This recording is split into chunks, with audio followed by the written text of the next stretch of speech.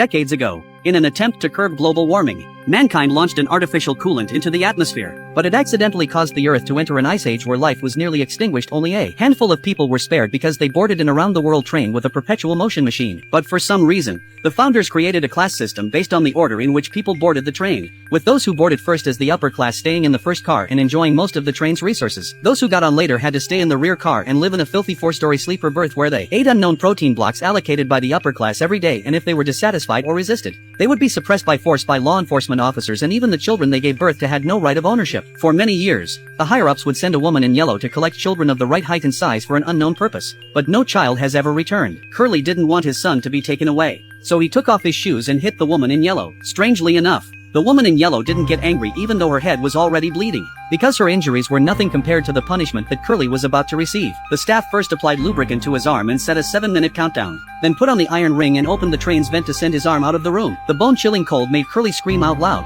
but his screams came to an abrupt end as the iron ring was completely reunited with the vent. After only a second of isolation, the nerves in his arm were completely dead, and the people at the bottom of the train didn't dare make a sound. Seeing that the deterrent effect had been achieved, the mayor then picked up the tool and placed it on top of Curly's head, comparing the underclassmen in front of him to a shoe and himself to a hat, taunting them that they were born to be a shoe and would never be put on their heads, bragging about their father's good luck in being born with a hat on their heads, and trying to stifle their nascent sense of defiance. With that said, and just as the 7 minutes were up, the crew pulled Curly's arm back to test for brittleness with a spoon, and then raised the sledgehammer. It was a gruesome sight that made the crowd look down in disbelief, and it was exactly what the mayor wanted to see. But she's been raised to be a woman of honor. But she's ignored the iron rule of human society that as long as there's oppression, there's no resistance. Ramon was waiting for the right moment. He watched the closing time of the gate behind him every day when the guards were delivering the food to get the 4 seconds. But how could he get through 3 gates to the prison in 4 seconds? Not to mention the fact that there were guns on the other side?